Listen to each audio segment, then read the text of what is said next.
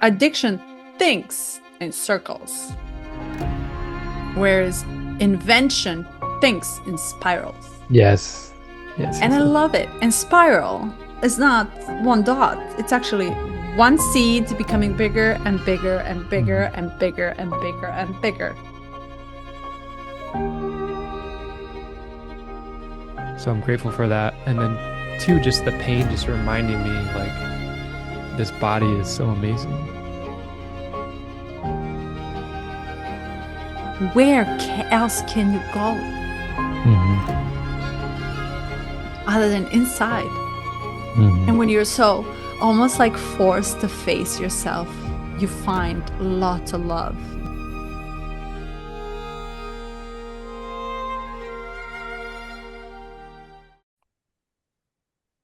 Let's save the world. How's it going? Good, good. I didn't want to 49.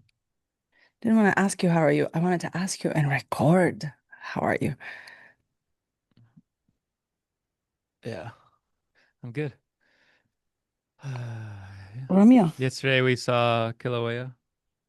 No, Triple. It had a triple vent, I which is saw a that. very rare phenomenon. Yeah. And we didn't see the peak of the massive plume because we went a little bit later, but it was still incredible. So amazing. Did you feel the heat? We couldn't really feel the heat. I think the wind was coming from behind us, pushing it over to Wow. Kona side. So It's been what, like a couple of months already. since what? She since she is activated. Yeah, she actually started last December, Wow. and this is episode 38 now. Wow. Yeah, it was cool. We were heading down to some tide pools with some friends, and Koa's in the back seat, and he goes, "I want to see volcano." He's 2.5.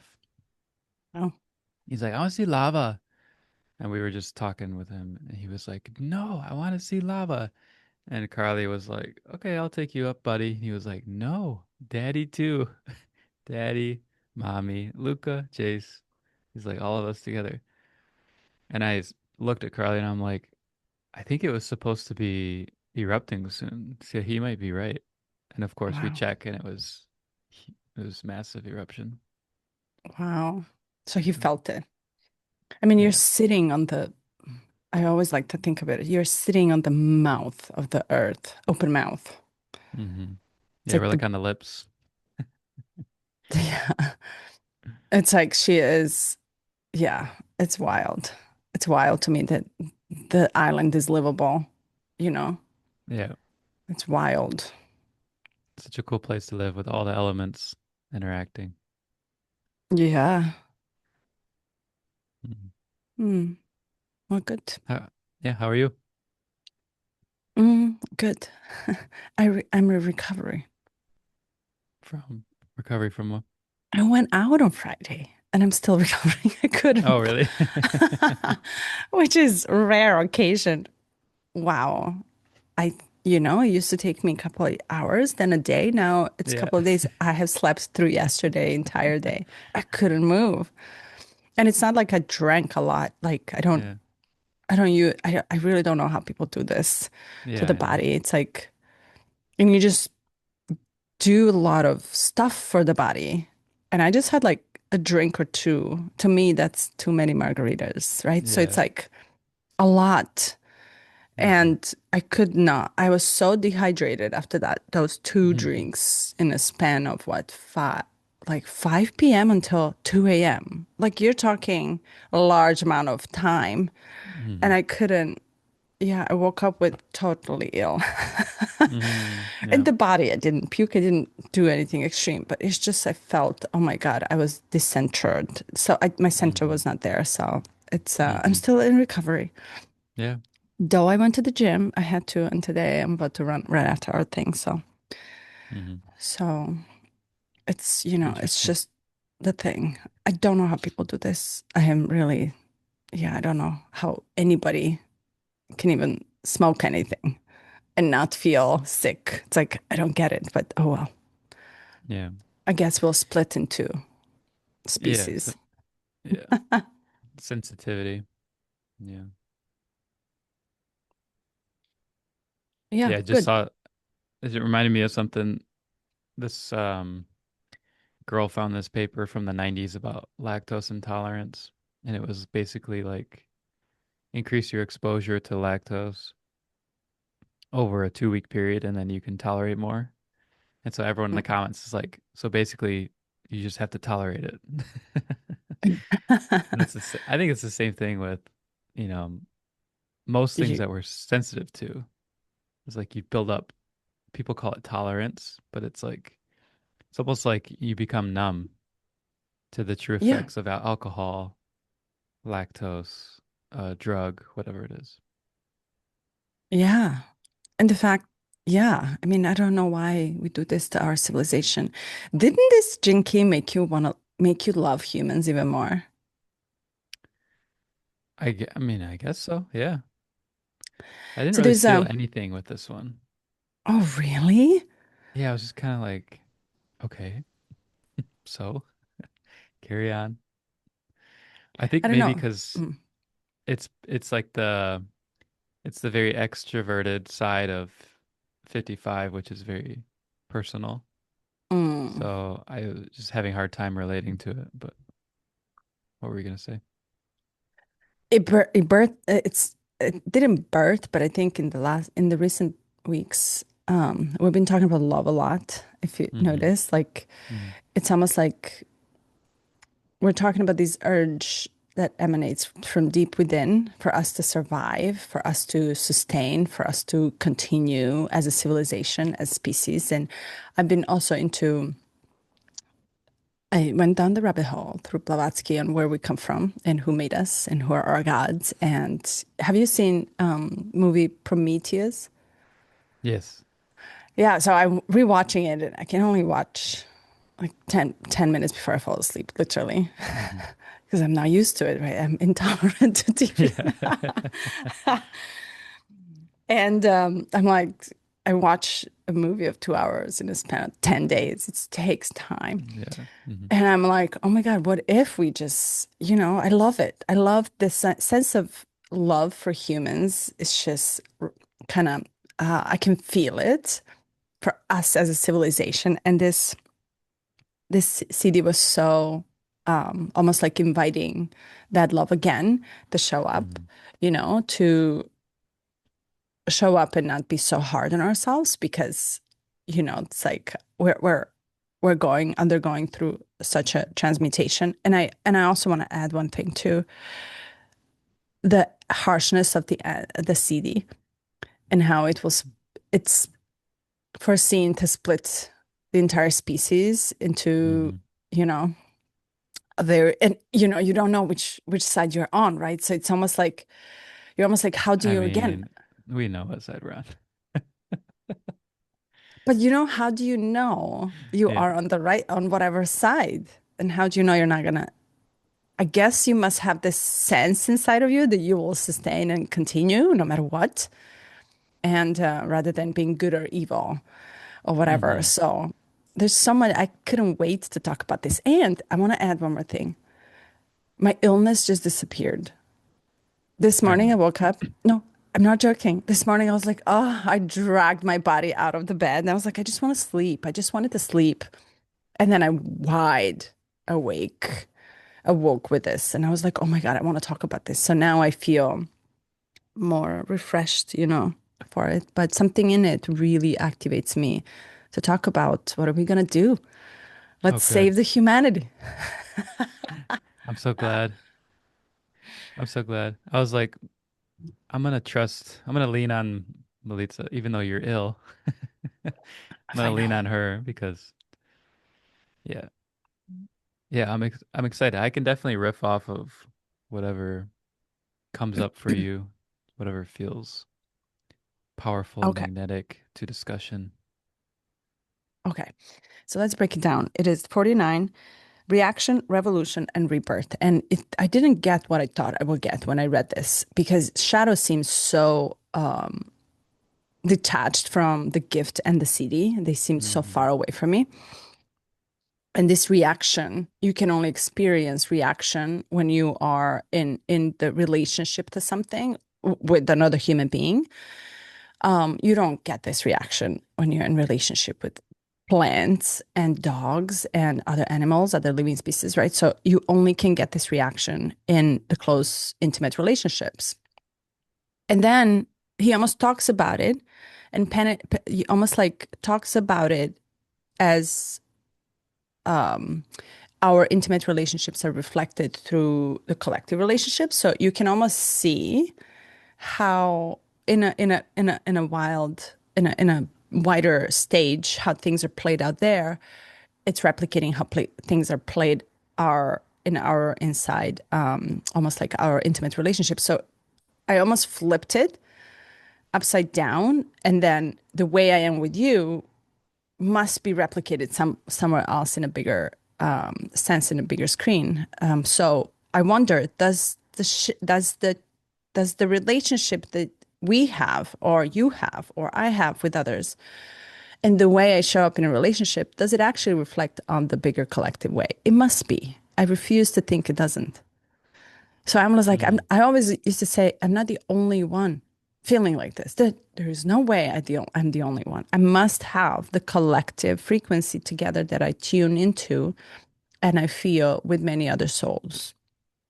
Hmm. Yeah.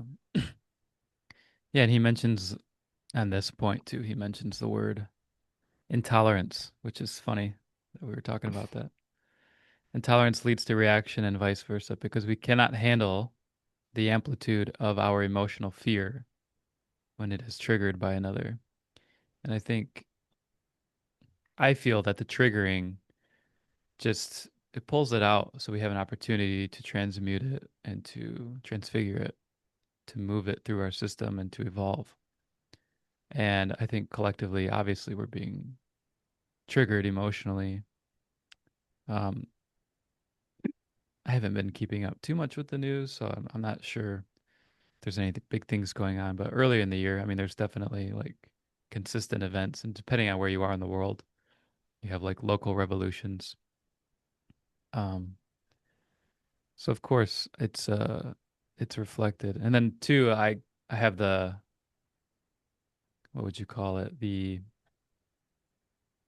gift of having a very close relationship with Carly, where typically it's stronger, like the reactive nature of being so close to another person. It's stronger, and I get to experience what that feels like. And um, in my life, I feel that that's kind of the catalyst that it's like her and I working through stuff, and then we kind of bring it out into the world and to see if it's reflected back or not. But typically, maybe not typically is the right word. What I've seen over my own evolution in the last 2 years has been like a very strong pull to her and I, like just settling into the energy of we're going to figure this out and let's stop Mm. ignoring these triggers and let's have a relationship where we're not just tolerating each other like he talks about in the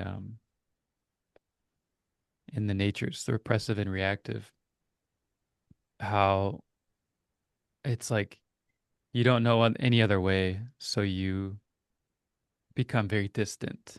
You need the distance in order to have the relationship itself survive.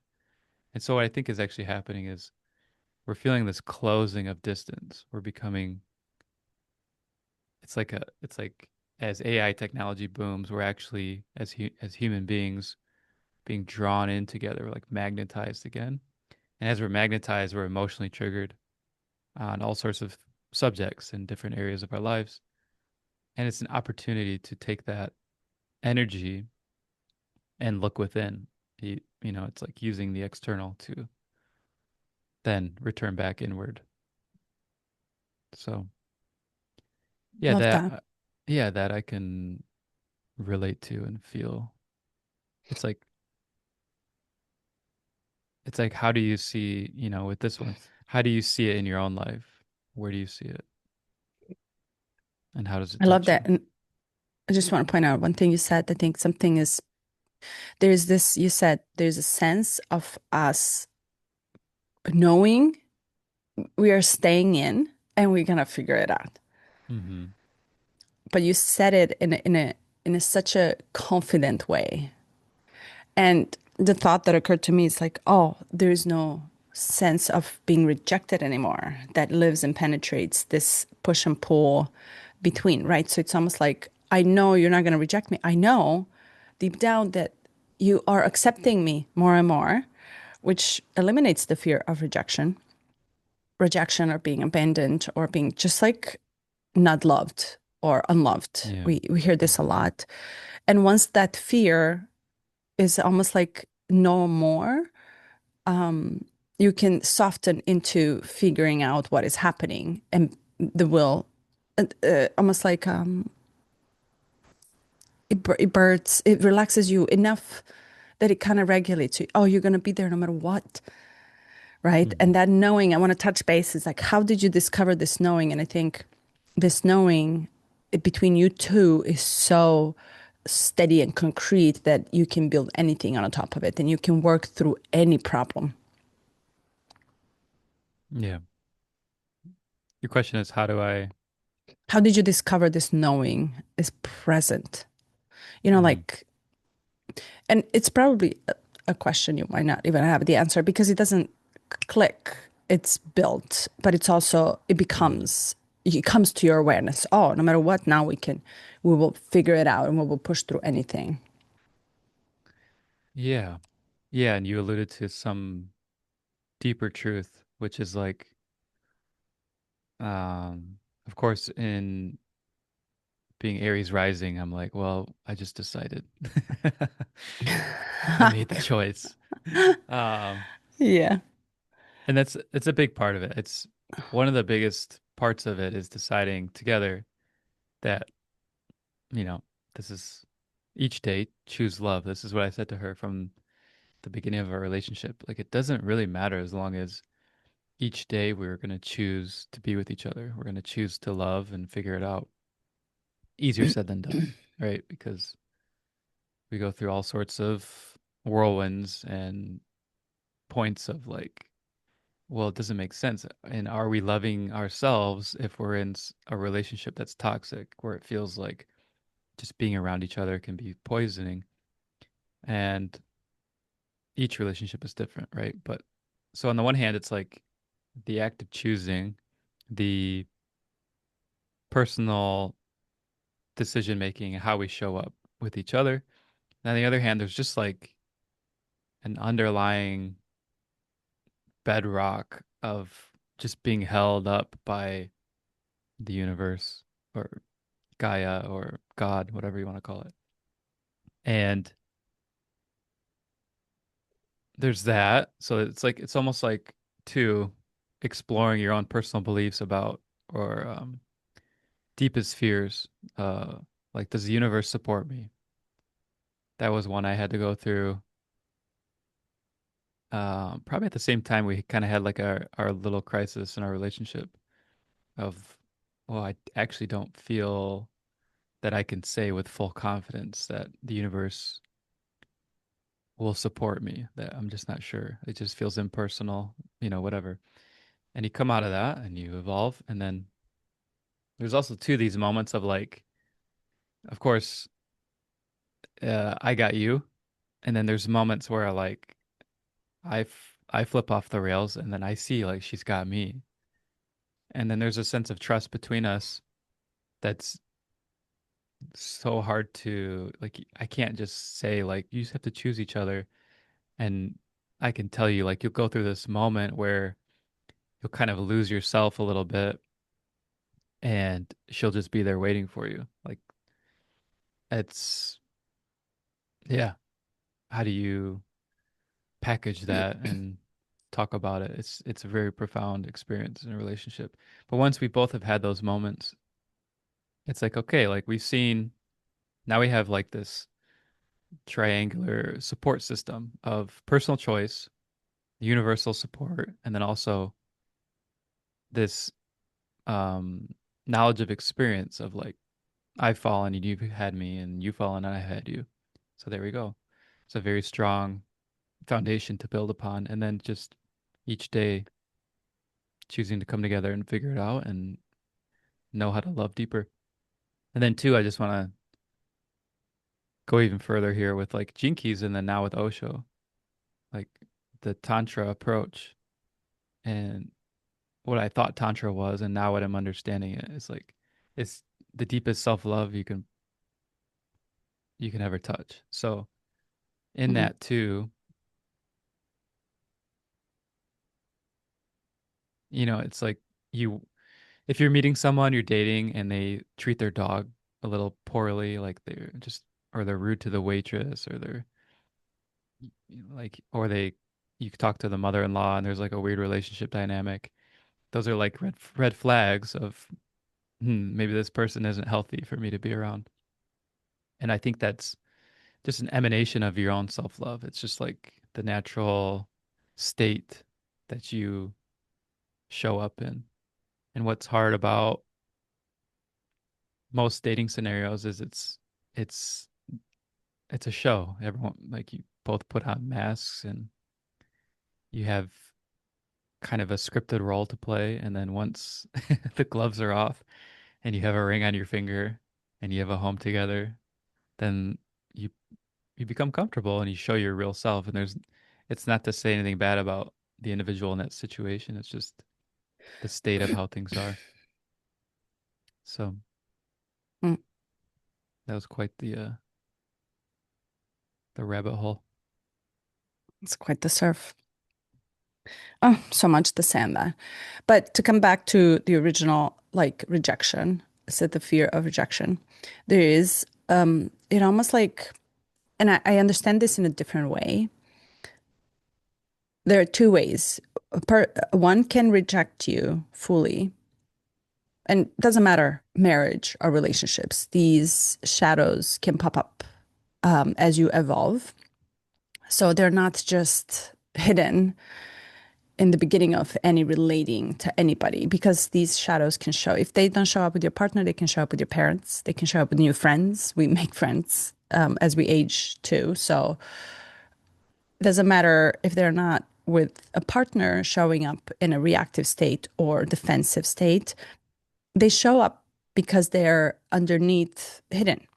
And it's almost like I don't have to, I understand it is, I don't have to do it and kind of work it through you with you, but I have other parts of me that this will actually show up from for when I'm in connection with other people.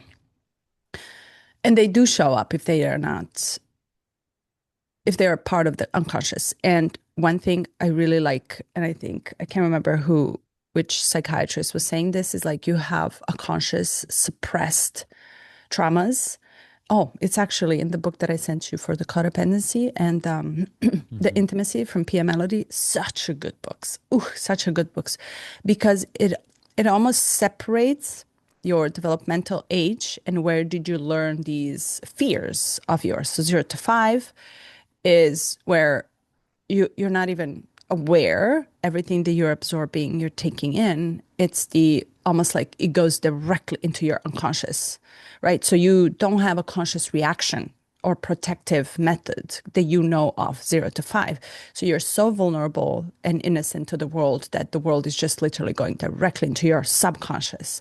And these shadows are the ones that are really hard to find and dig out later on in life. 0 to 5. And then you have 5 to 10, which you have gained some sort of awareness of self and the protective mechanisms, and you are consciously suppressing them. And now you're building off of your false self and your separate self, and then the personality that is trying to figure out how to survive in the world. So it will use these personalities whenever it needs to in order to move on and survive. So one is unconscious, the other one is conscious. Often we can tap into the consciously suppressed parts of our shadows and trauma that we can actually then excavate and, like almost like befriend later on in life. We can work on them because we consciously push them away. Subconscious ones, you can't, they operate.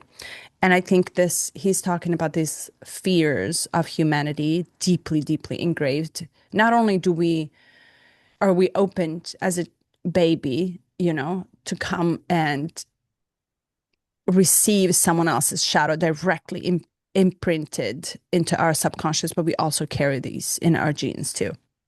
So this deep fear of rejection, abandonment, loneliness, these are shame. These are such a deeply, deeply, deeply ingrained fears into our subconscious. So we do have, to me, that made so much sense because yes, I can work on rejection, but it's going to show up. I can work on my feeling of rejection with you, but it doesn't mean I'm healed from it. Like almost like it's going to show up still. So the only thing that changes is my understanding of it, and also my reaction to how I feel next time when it shows up. And what Mm. you're saying, when you spend so much time with someone, there is a certain safety. There is a certain, oh, tomorrow will exist. I don't have to worry, is it going to end? Right. So I will have the supportive system. I have entire system that it's on my side, as a marriage. I'm talking as just a system Yeah. of marriage or commitment that you must, back in the day it was religious, whatever, where I come from, we used to marry not only for the city council or whatever in the paper, we also married unto God in the church. So the two were very much Hmm. connected. And you have this sense of being supported. I'm not talking someone holding you, supporting you, but the sense of being supported. And you don't have to worry, will tomorrow exist because I locked you until the end of Hmm. times, until the end of our times. So all this, when you zoom out, I now view in a different, gentle way of, oh, but we needed to have a, a sense of safety and sense of container that will last until the death do us apart. We had to do everything in our power to lock that safety in order to figure out, do I want to have a child with you, right? So it's like, and do I want to raise a child? And do I want to go to work and create the house with you and all these different things, right? So, but all this to say, once the safety is present in you, you can kind of loosen up to try to work your shadows out. The safety inside of us is very, very like it's almost like very necessary to settle into whatever that you're settling, the marriage, the structure, the being, in order to start becoming and loosen up a little bit. That's how I see it. So, do you Hmm. do you think so? Yeah. Yeah, that makes a lot of sense. Hmm. I think you put it into words that you structured it, basically what I was trying to get to. But yeah, that makes sense. There's also a And point of mhm. just real quick. There's also a point of like acceptance of the unknown, of the uncontrollables, acceptance of the possibility of death, like that element too, that in a roundabout way creates more safety. Like the need to control, you just let go of it, and then all of a sudden you're like, hmm. I think that goes back to feeling the support of the universe and what that looks like. But And question, speaking about it, do you feel that support as a sense now, two hmm, years later? yeah, tremendously. And how come? What happened? um,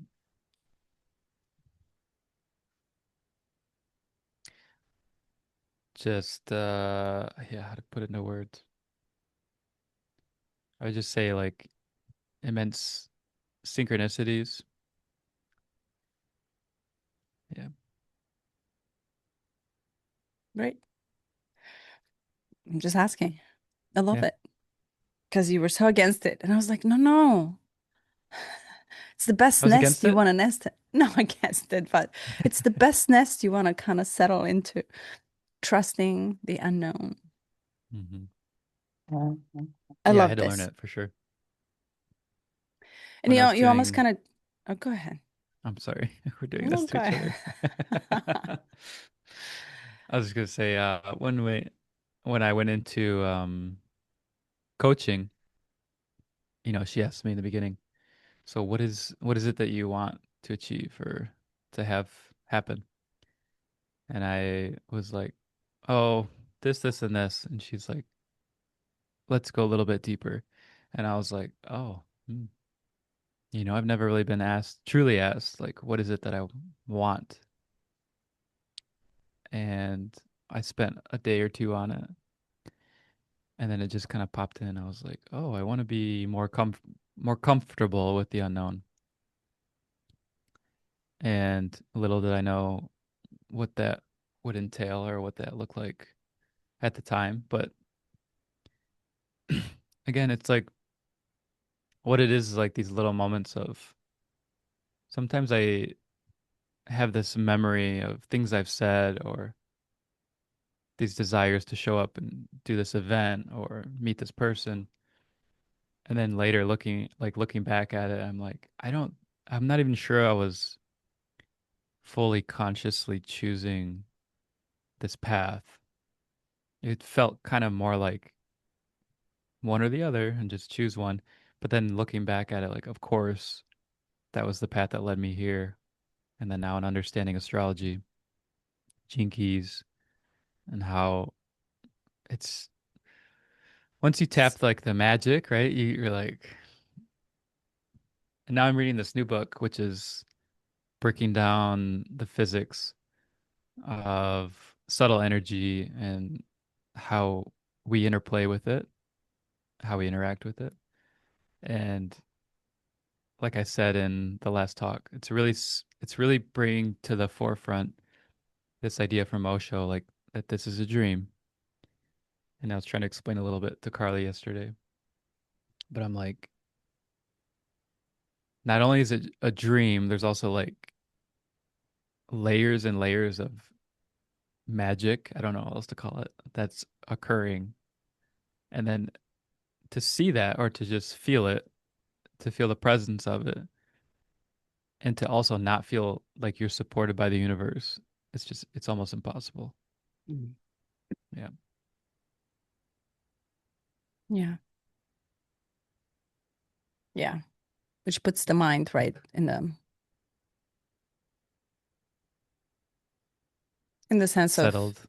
all of this that I think is a problem. It's actually not a problem at all. Yeah. And it shuts it off. Yeah. Yeah. We were at Volcano last night and we were in the roped off area and we were with four families and there's me and another mom that are typically more cautious, and then Carly and another dad that are just like, phew. And so they're going through the roped off area, and they're like, "Come on, let's go." And Luca was so nervous about the volcano, with, and it's a healthy fear, obviously. It's very dangerous. And he's like, what if it collapses and we fall in?" And Mhm. everyone in the group, we just have a good group here. We were like, then we'll die together. And you could see like tourists and people next to us just why are you telling your kids this? Like, what are you crazy? Um, yeah. Hmm. And he's two. Is Luca two? Lucas 6. Yeah. Oh, he's the oldest. To see he's now forming some sense Mm-hmm. of survival. Yeah. Right. And it's like, this is too good. I Mm-hmm. want tomorrow. I want to make sure tomorrow is there. So, wow, really cool. Really cool to see that in children and how this is developed too. And also, it's like, what makes him think about the death, right?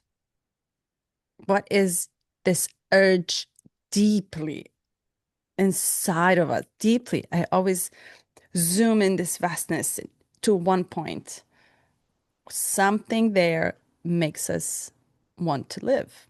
Something makes us want to survive. So while I was to pull out in a different story. While I was doing the deep dive, or just the rabbit hole of where do we come from and who are our gods. And a couple years ago, I used to actually read a lot of different books that are almost like theorizing or assuming. Even this is just, it's not the factual. It's not, nothing is kind of proven. It's just a different stories that you can almost like use to zoom out and feel lighter when it comes to the fear and the gravity pulling you down into this like, limited body and limited mind and these concepts that are so fearful. Hmm. But I think, I asked you earlier what makes you lighter now? What makes you establish this connection? And I honestly think it's because our ways of believing into something are widening.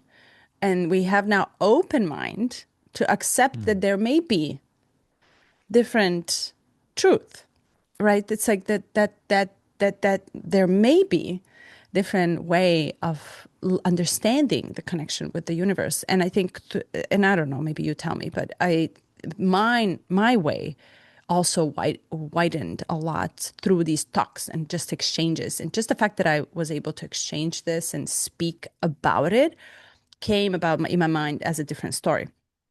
And there's this new tier. It's not a tier. It's just way I am thinking. It's almost like now you can have and hold two different truths in life. And I'm gonna give you the Aquarius. example, huh? A Pluto Aquarius. in Aquarius. Not only two, but many different truths. There's not only one truth. Okay, Hmm. so just for the sake of opening the mind. So sun never sets or rises in the universe. It's the truth. And then I think we read this in was it Osho? But the fact of the matter is that it rises for us every morning and every night, and it sets every morning and every night. So there's two truths that are equally the same.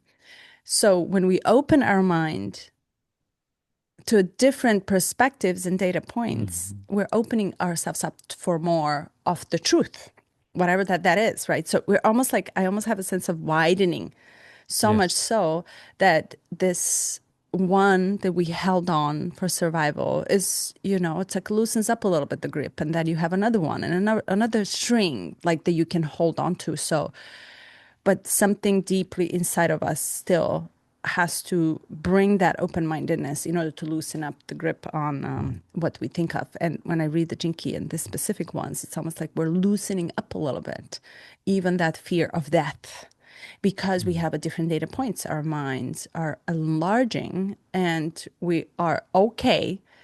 We're becoming okay to take on possibilities of a different truth. That yes, we might not die ever, Hmm.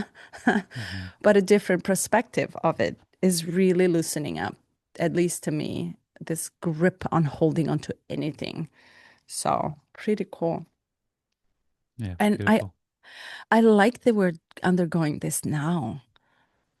There's part of me that loves this transformation now. And I almost think it's like happening as we talk, though, it might take hundreds of years for us to kind of leap into different genetics. But the fact is that you're actually contributing actively now.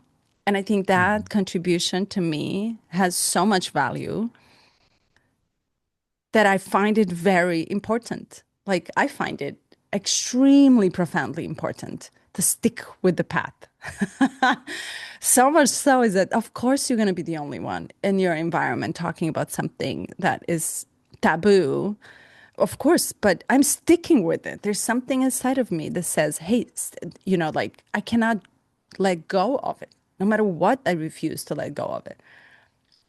And in this sense, I'm only talking really like on the intangible senses, and it can be sense of love, sense of dissolve, sense of merging, sense of new sacred marriage, or whatever the words. Ugh, even saying it, they carry the weight. But we have to figure out how to reprogram the way that we give the meaning to anything. So I like this time. I really like this time. What you laughing at? Oh yeah. When you said sacred marriage, I could feel. the shift in you right after. That's just funny. We need a new word. Yeah. I think we need a new word because the word itself has a very programmed, um, Yeah. programmed Yeah. I think weight. what's uncomfortable is um not having a label at all. I think there's an Mm, attempt to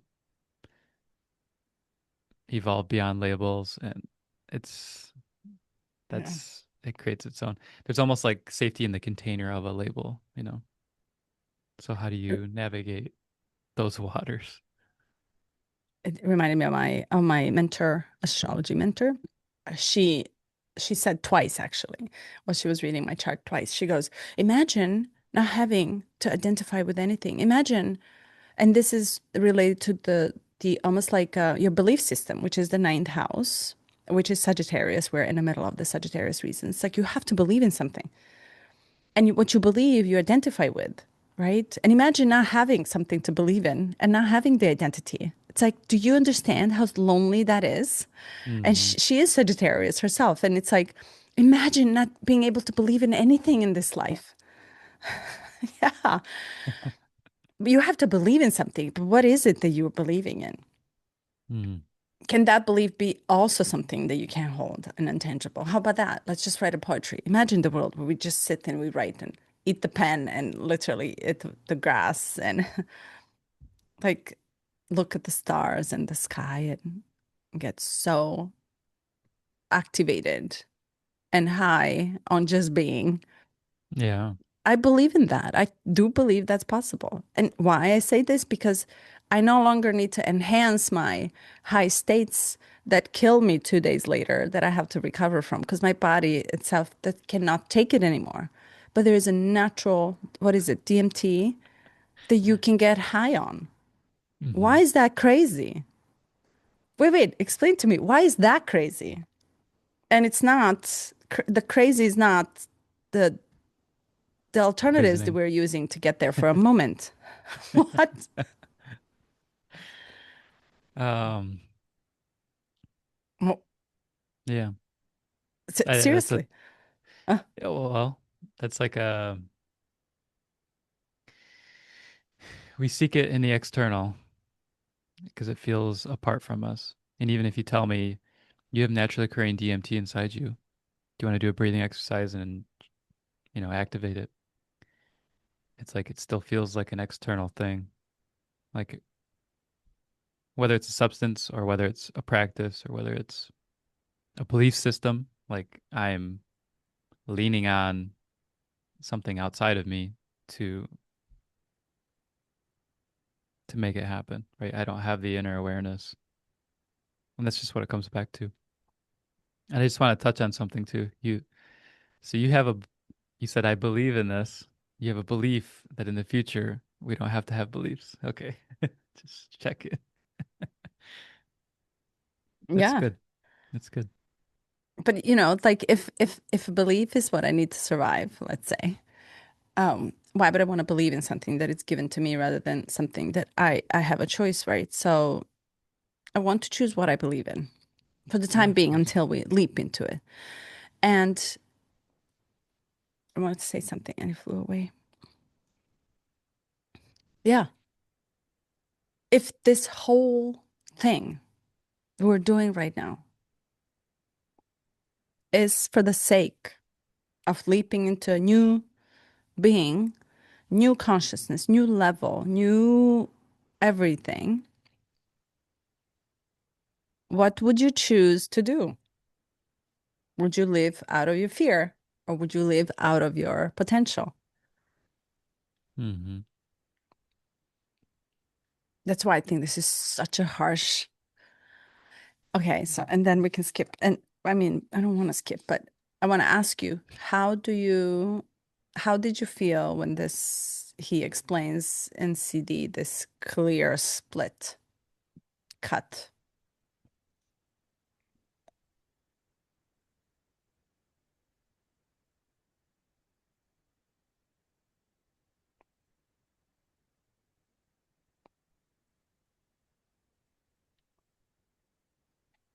Do you need a little hint?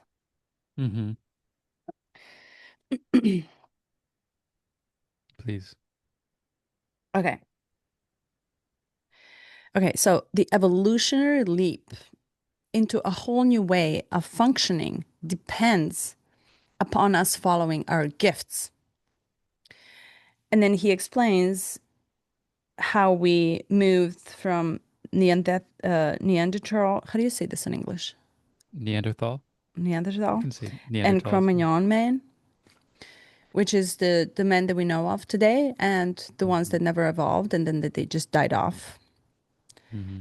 So he explains that there will be the new leap genetically that we will enter into, and that is heavily dependent on how we progress with our gifts in general, what we see, what we learn, and how we progress out of our shadows. And when this leap in genetics happens, our shadows will no longer be, but there will be a clear split between current humanity and the way that their conscious evolution became. So it will almost, half of it will fall off from being sustained, and the other half will just move into a brand new genetically imprinted humanity. So, how did you feel when you read this? Um, I didn't have any nothing. Really? Yeah, I don't How know why. come? You usually have opinions. Oh, opinions. I could pull out an opinion. Well, you asked me how I felt. I didn't really feel Oh, anything. I thought your Um, okay. what? I thought your opinions are fueled by feeling, no? Hmm. Well, Debatable. I have to go digging to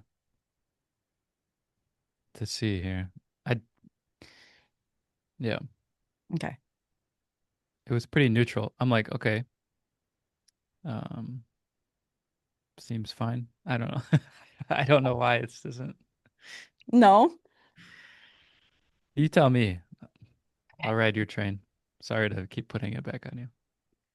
I have never read this in this way anywhere else, right? So, and yes, we're all these notion of new earth and leap in consciousness and our awareness being like on a roll. You're talking, we're just more and more aware of the subtle levels of us inside of us, and all this is now rising, and the like the truth, we're coming back into the body. But I never ever read it in this way where there will be the part of our genetic pool that currently lives in the human bodies that will almost like split into two different genetic beings. Like even if it's only one, what's it called? What is it called? The genes that this like second, how do we call it? The one that differentiates males and females. There's only one. Is it? It's Sorry. So sorry. okay.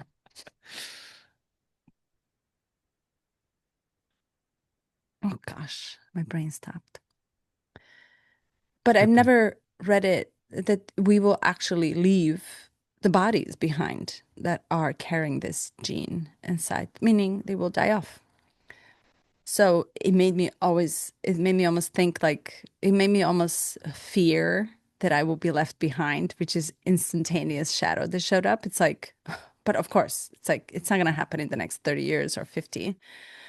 But the fear showed up of being left behind and dying out. And then right after that, the knowledge that it's going to be fine also showed up too. But the knowing deep inside, because of the choices that I'm making on a day to day basis that are conscious. And this is to choose love, not hate, to see unity rather than to see the differences, right? It's like there is the conscious choice that we have,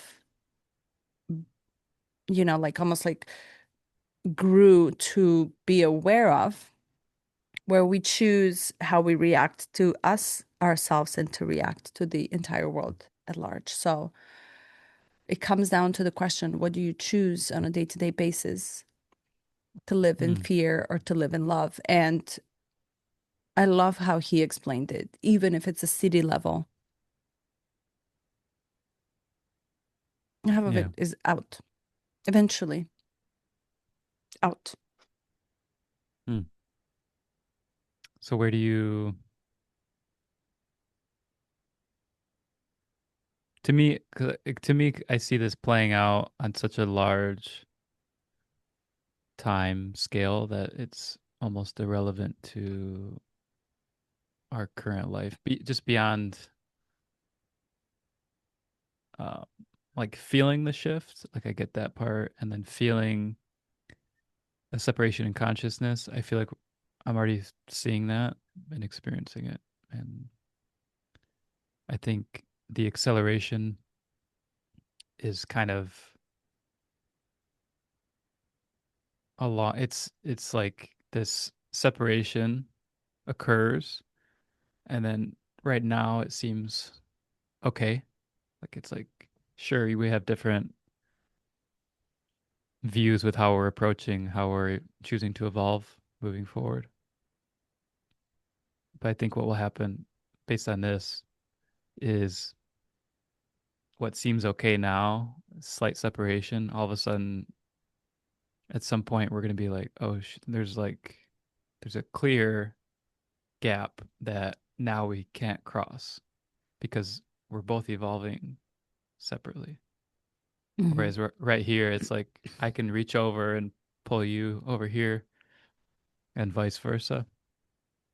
It's it's going to feel pretty bizarre. I don't know if that will happen in our lifetimes. It seems like it will. It seems like maybe 2027 that's kind of this big moment where there's like a collective shift, but also chromosome I think is what you were looking for.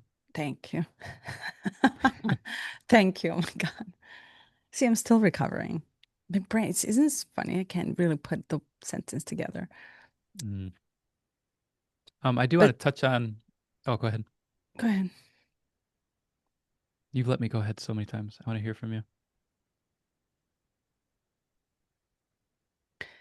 I want to counter what you said. Sure. Maybe today's day is just a. Let's go. I actually The think fire. this is I have a sense. I'm feeling that this is happening in the right moment. And why? Because yesterday you sent a text about progressed moon. And of course, I went to check on mine again and progressed chart and progressed sun and everything else. It's like every time I go back to the chart, something hugely is happening. And it's planet in a planetary alignment. There is no freaking way Mm-hmm. that this is so perfectly calculated. It's like everything is happening in the next 3 to 7 years, like huge shifts. And Yeah. I can only look at my chart and I can only veto it by the way I feel. This like time is running out, this sense of the much higher sense of love is not love is here, but it's also there. It's like almost like it's much bigger, it's much larger. This daring that comes in to think outside this box and limited, to almost take a risk, so much so that sometimes I'm afraid of it. I have to close the book and I cannot even take it because it brings this urgency in me that Mm. it's emergency, almost like now. And it arises these different feelings in me that are so mixed up, right? Sometimes I don't have the spine to hold and to almost like hold the wave that it's coming at me when it comes to it. But I actually do think that this is happening now, that it's not going to take too long. I think and I feel that this is why I get excited. Like I think it's crucial and very important that we are here right now present. I don't think this we have just one grain of sand in the whole thing. I think we have entire beach per person. I think all this to say that our presence here now in this time is crucial of importance. I have this sense, Mm. and maybe because I don't know, I have a lot of time to contemplate about it, right? responsibility other than just contemplating about this and making myself responsible. You have two children, three children. I have entire world. It's almost the same sense. You feel this sense of responsibility, and it might be very different. The sense is still the same. I'm responsible for this human being. And I feel the same. I'm responsible for humanness, which is why I'm arousing this inside love for human civilization so much so that I will go and fight against the evil, right? So it's really, really enlivening. It's really, it makes me wanna, there is this urge that comes in, which is actually happening now. It did not happen 10 years ago. It happens now. And I don't think it will stop. So, just another data point. I don't think it's going to happen in Mm. 1,000 years. I do think this is happening as we speak, and it's very, very important for us to, for me, to do it, uh, from the center of the heart. And I no longer deviate from it. I cannot deviate from it anymore. Yeah, agreed. Yeah. So I want to touch on that. Um, the sense of heart expansion. You Hmm. said like this opening, and we're opening up more and more. And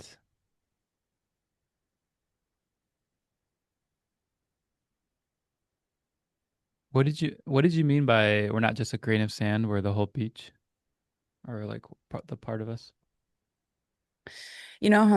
What I meant is it's very easy to think that we're not important because it's just one tiny little soul in the 8 billion of them in a Mm-hmm. in a huge collective. When we compare ourselves as the independent grain of sand on the entire beach, we're forgetting that there's a huge vast of Yeah. sand. It's almost like, am I a wave or just a drop of the water in the ocean? Am Yeah. I a drop, the wave, or the entire ocean? And it's easy for us to devalue ourselves. That's what I meant. It's like, Yeah. Yeah. yeah. Yeah. I think this is deeply related. As I'm reading this new book, I it was like 1997. It was written, right, and starts with physics. And I loved physics in high school and college, and I loved how it was an attempt to understand, deconstruct, and put pieces together of how the universe works. It was a very, as a, as Pisces, I'm like, sure, let's. I want to see what did we come up with as human beings? Like, what's our attempt to figure this out? And so I thought in chapter one of this book, it was going to be like, this is the atom, this is the universal structure, this is how we understand dark energy, dark matter. But it was like immediately quantum, like I'm like, why haven't I read about this? 1997. And it was like, okay, we have quarks, right? And then there's these types of quarks. And then there's 21 constituent parts, neutrinos, these things that are particles that are so small and so quantum in nature. I'm like, it brought me to this mental expansion that felt like, and he talks about in the book, like we're in a sea of particles, a sea. Like we think there's like separate structure, there's separate entity. It's like, no, we're in a sea. We are, so like, I just want to explain this. And electromagnetically, the whole thing is linked. So effectively, we're in a sea of particles that is a projected hologram of consciousness. And subtle energies that our senses can't pick up are constantly interacting between us and the furthest reaches of the universe. There is no separation. It's a lie. It's a lie of the senses. In that, of course, we are connected. And even if you are a drop in the ocean, or a particle of a drop in the ocean, of course it has an effect. And like we tend to think there has to be like causality, like what caused the wave. Well, guess what Hmm. caused the wave in the ocean? The tiniest gust of wind started the whole thing, and it picked up until it's a 10-foot monster that crushes you down on the beach. So, all that to say, it's like, you know, I'm really right now, maybe that's why so much of this is kind of distant, or even my response to this is like, well, it's happening and I don't know. It almost seems like I've distanced myself, or that I'm not like having that sense of personal responsibility in terms of like I must do this, because I feel the most minute choices we make in each moment are changing the fabric of reality. And so it's like, it's even like how you eat your food, how you step out the door in the morning, how you put your shoes on. Like, this is the evolution. And largely, my understanding is, of course, I want my heart to be open. As I open my heart, more more change is caused in the universal constant, how this all operates. But also, I have the sense that my heart is being opened. It's occurring to me, and there's nothing I can do. Like, I'm just being like blasted open, pulled through this experience. And where I feel that most is in personal relationships or meeting with others. It's like um, someone shared a difficult time or a difficult experience they're having in pregnancy yesterday. And I could have been distant and been like, not my problem. Um, I have 3 kids. I have my own thing. And it wasn't direct one to one where you'd feel an obligation. It was just like I was nearby, and I just reached out my hand and placed it on her leg, and it was just like this emotional connection. And that was like, of course, am I directing my hand, or is this almost occurring to me? Like my heart is opening, and just to yeah, just for you, just to share where I'm at and the magic No, that's occurring. yeah. And I love that.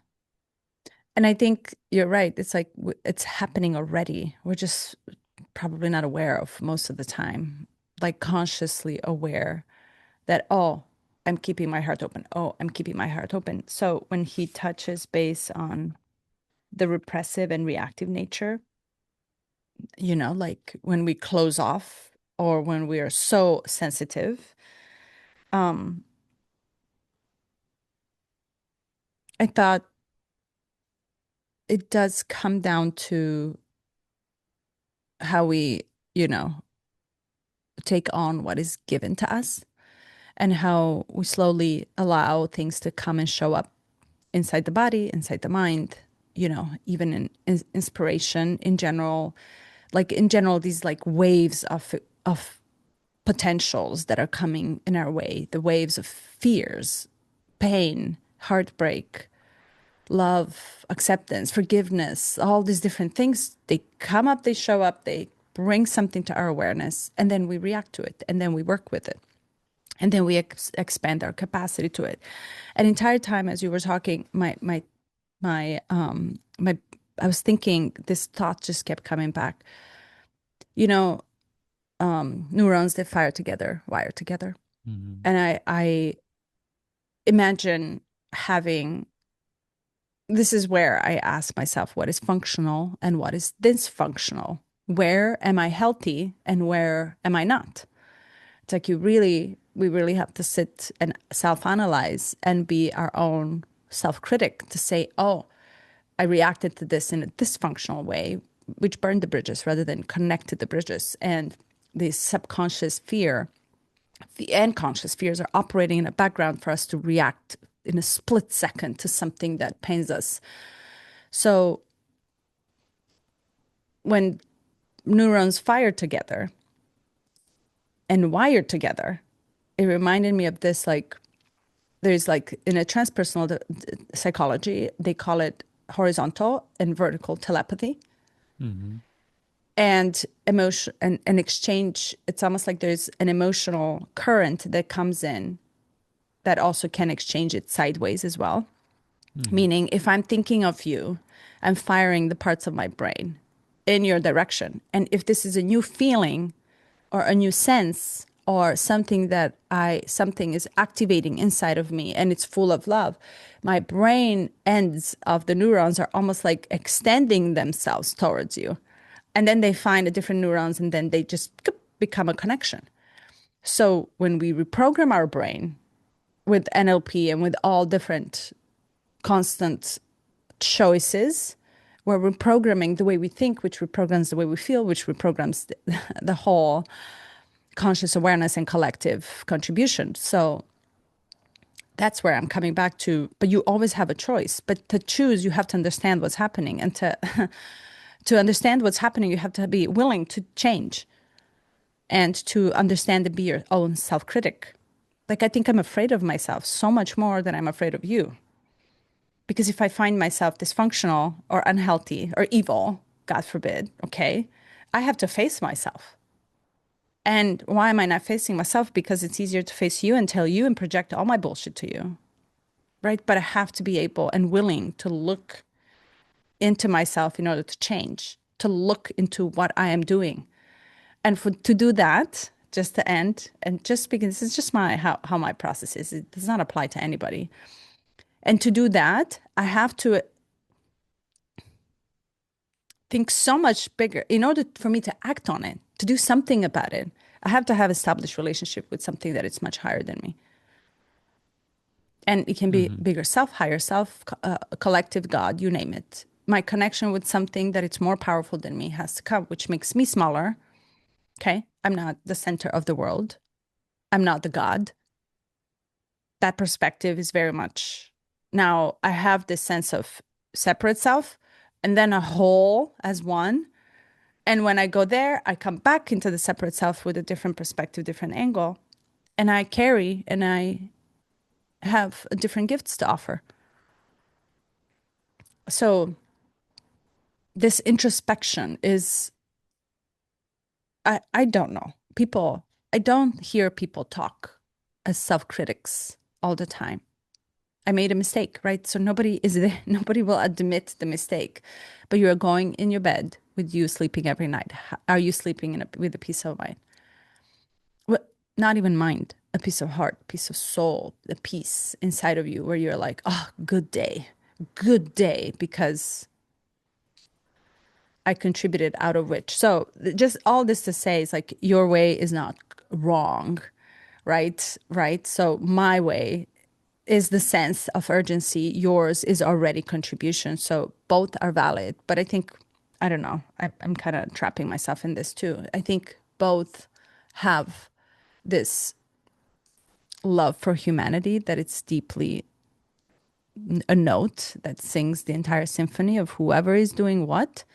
It's still contribution to this big ocean and this orchestra together. So please continue singing your song. I'm going to play my violin. Mm-hmm. It's so good. Yeah, I love the beautiful. urgency. I love because it's firing my ass a lot. And it's Yeah, firing like my um, what's on like a day-to-day level? Like how do you feel it shifting things for you? okay, so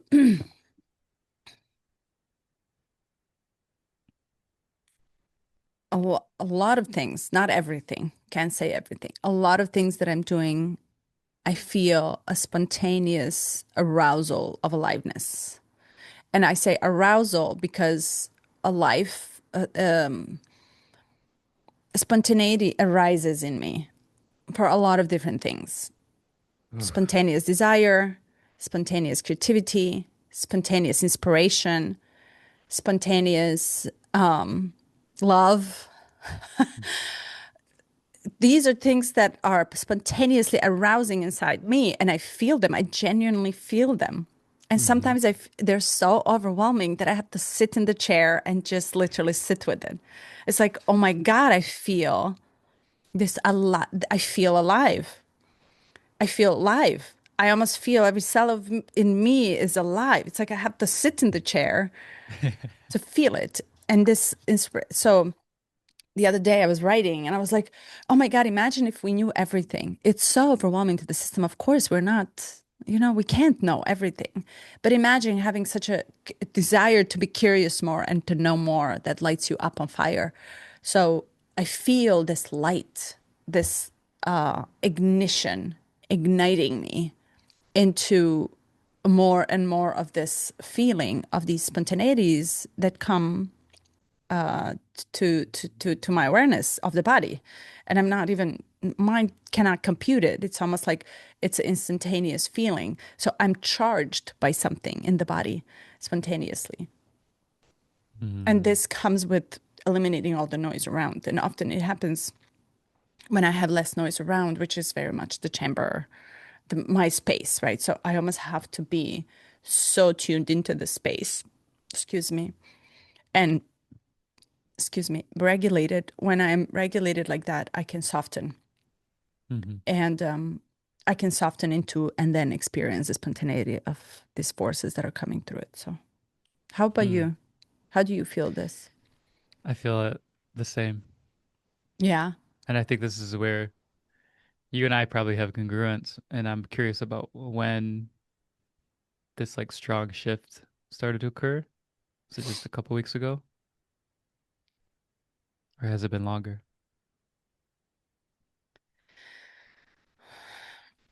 Well, It's hard to place it. the love, the essence of love, a couple weeks ago, Mm-hmm. and so much love that I love you, and I cannot even explain it. Yeah. And I am discovering these waves of love towards people that don't deserve it, Mm. but Mm-hmm. why wouldn't they deserve it, right? It doesn't make sense for me to to shut it off just because Yeah. you were rude to Mm-hmm. me, Yeah. If you right? deny it, if you deny it to others, then in some way you deny it to yourself. Yeah. And yeah, a couple weeks ago, but I have been in this, I think this Saturn, this 3 years is just so foggy.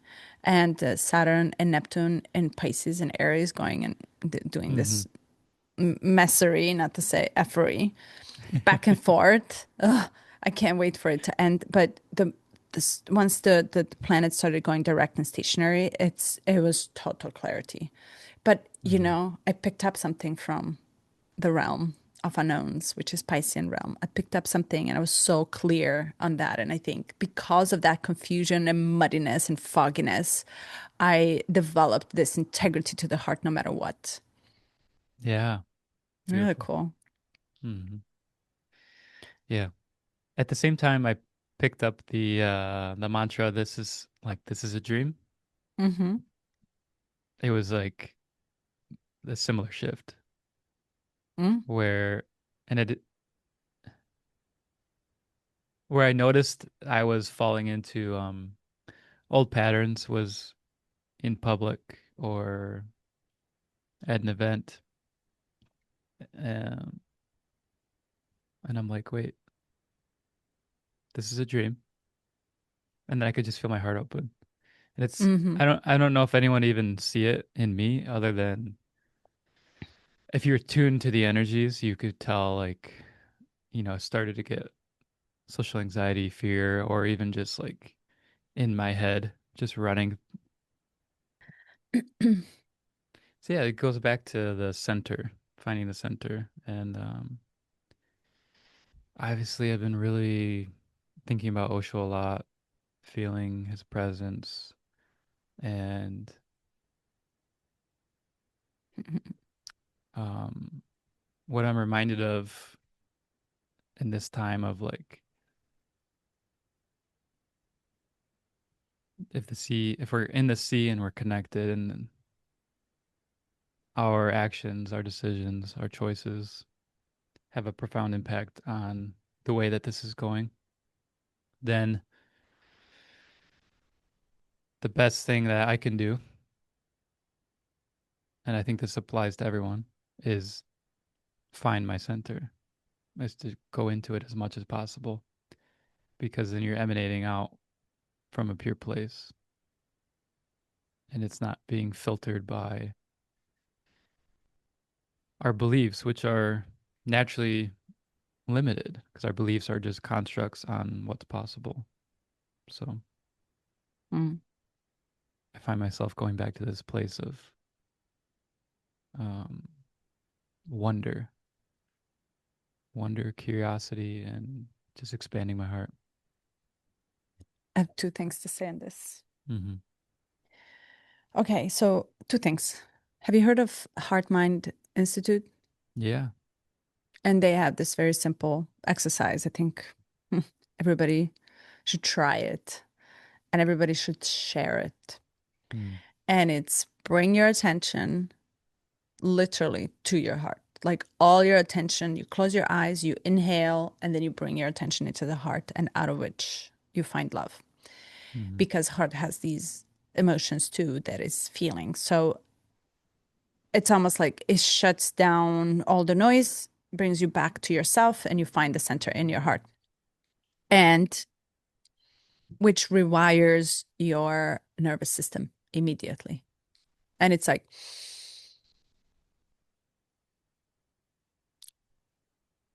you feel differently.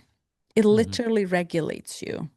And it's just 4 steps. It's not complex. Everybody can do it. It's not complicated. And then out of which you can then become or act in that moment. I love that. And I don't know why people don't talk about this more. I love that. I love that. And that's one. And the second one, Brene Brown has this, she published a book, I think, I don't know what year, like a couple years ago, maybe 2017.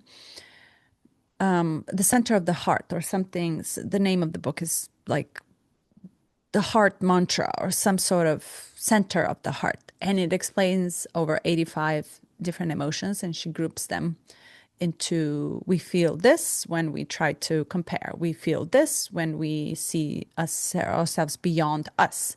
We feel this when we are, like feeling rejected. So she groups these emotions into buckets of what we feel when our emotional expressions are fears, rejections, abandonment, and that. And I found it again the other day because I was writing a program here for LA. I actually want to do a workshop related to it. And as these spontaneous, inspirational ideas come in, I'm almost like lit on fire to do something about it. And yesterday, well, actually, before on Friday, before I went out, of course, wrong time to go out. When you're so high, connected with some sort of, let's call it purpose with you, and you get so high on your own drug of being, something has to pull you down to regulate you, right? And I was laughing because, of course, I ended up going out, staying late at night, and dysregulating my entire body in order to get pulled back down. Now it's going to take me a couple of days to come back to at least a normal level in order to rise, right, to whatever that the higher frequency that I was in.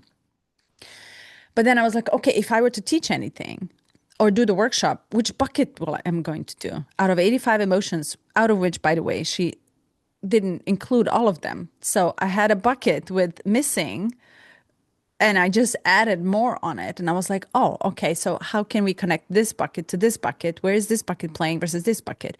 So what you said is wonder, reminded me, wonder is the bucket of emotions that is almost like what we feel when we feel wonder is when we're connected to something beyond us. Mm. So just want to say it reminded me because when you are in state of wonder, you are connecting with the much higher powers than your own self. Mm-hmm. And when we understand this, we understand in what part of us operates with this connection. And you can't be whole of it. It cannot be everything. It can just be a part of you that wires and fires to connect with something much higher.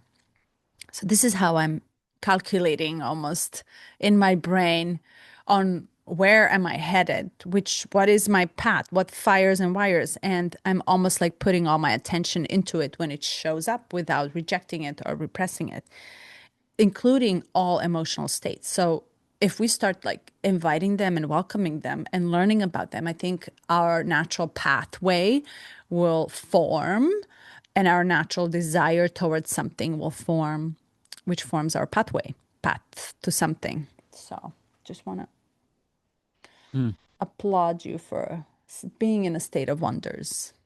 Yeah. Yeah, it's cool because when I had the headphones on today, my heartbeat is like so strong. It's just like boom, boom, boom. Inside. Yeah, I'm hearing it with headphones on. Uh, It's like very present, and I'm like, oh, this is really calming, like, just to be able to hear it. a It's heartbeat. interesting how we go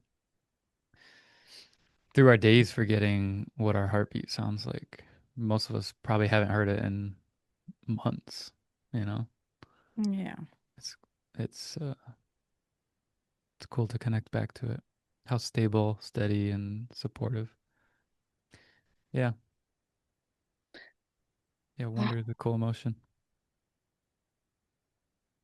This was this was tough.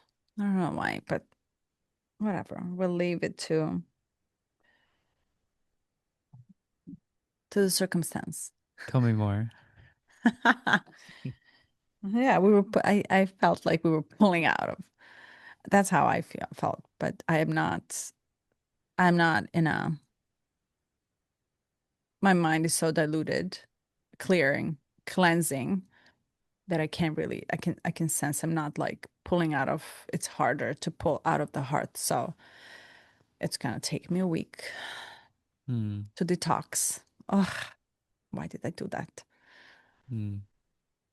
Maybe it's the hat No, I think it's restricting the blood flow. the toxicity in my body and my blood that I need to pee out. Oh, that's crazy how much we affect the channel when we are so intoxicated. Yeah. Yeah, it's a, you know, I think I shared this viewpoint yesterday. It's like we have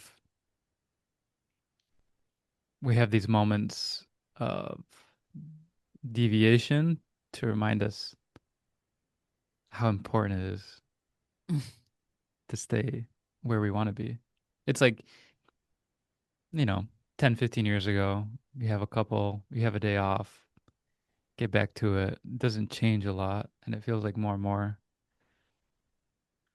as we enter this period, it's like any shift now is completely disruptive and it just all you want to do is So, get back. Yeah. But it's the what's it called? Dissonance, dichotomy, the separation mhm. that shows us where we're headed. Mm,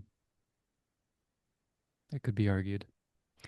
Yeah, this is kind of like a flashback for us to the times when we would debate ideas and Well, I'm glad we're on the same page. Ah, we're both needed, right? We're both needed. And if I'm off, then it throws you off. And if you're off, then it throws me off. But I think, it's still, this wasn't a throwaway completely.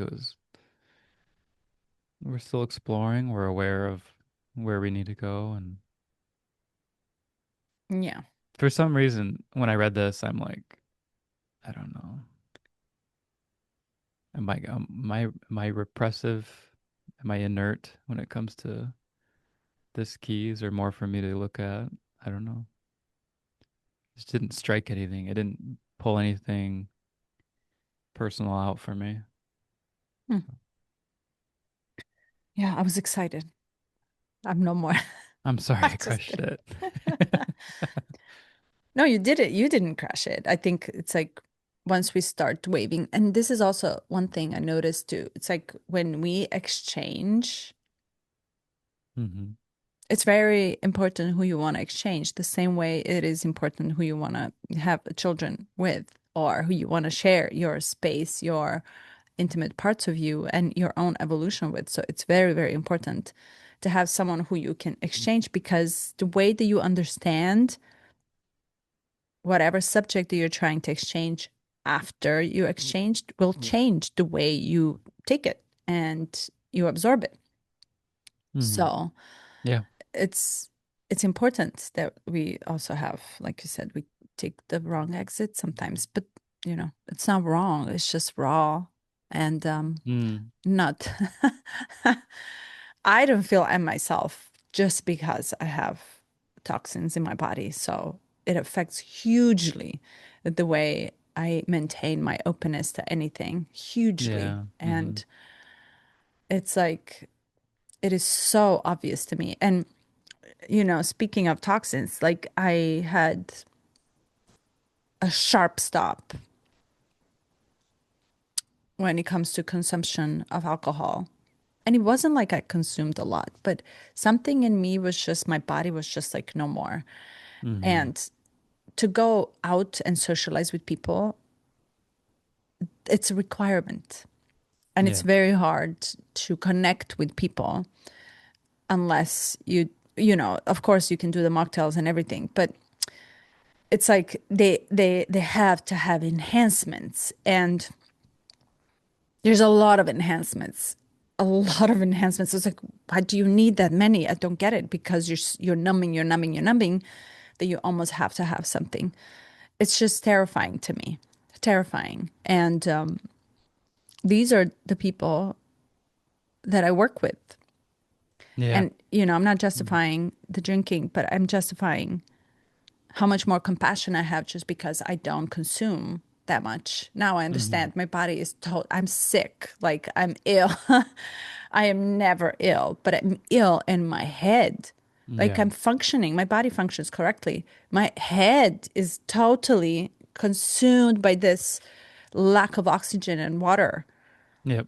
and dehydrated, and I cannot by at all put myself up until this body naturally like detoxifies itself. And it's so wild how much more and more this happens, the more I become clear and pure in the body, and it's just blows my mind. Hmm. Blows my mind. Yeah. Yeah. Now you have an opportunity next time, and I've tried this different times, but let other people use their enhancements and you just do your own thing. And someone hands you a drink, you just do the old pretend to drink it, toss it behind you. Yeah. And I do that all the time. I don't know what happened on Friday. Yeah.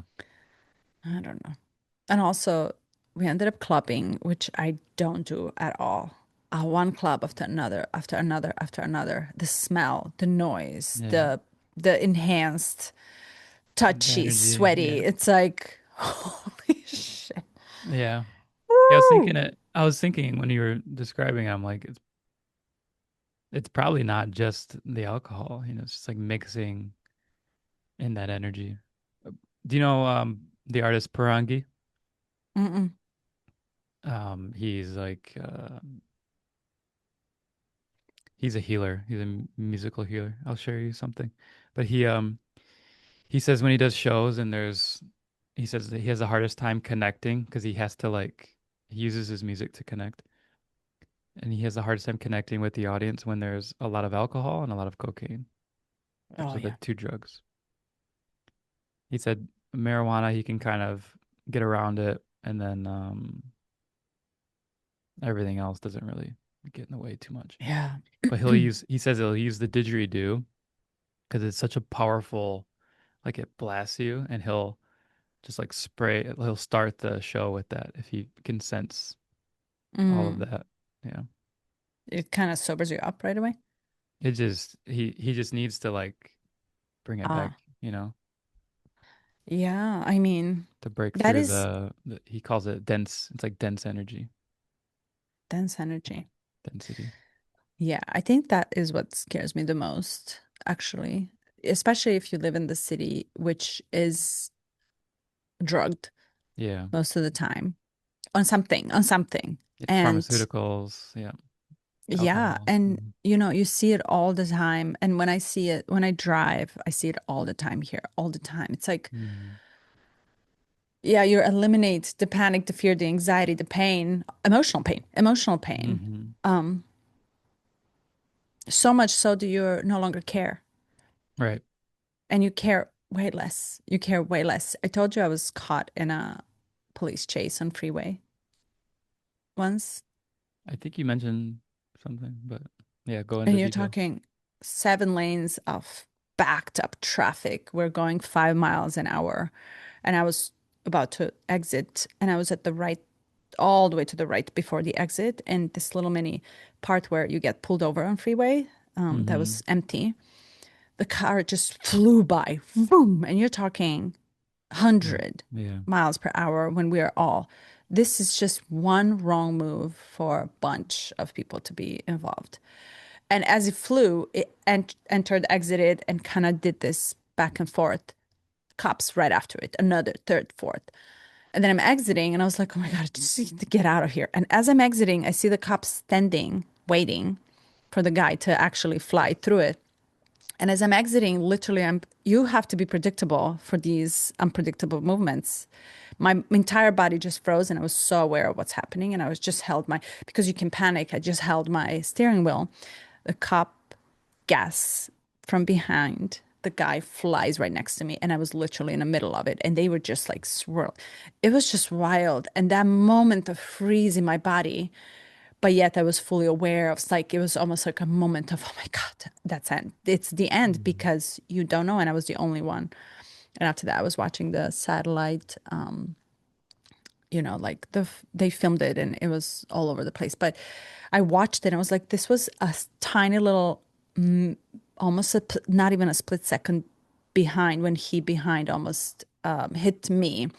It was almost like it was very, very full of fear. But all this to say, it's like, what makes you go out of your mind when you're so dysregulated? So dysregulated. It is.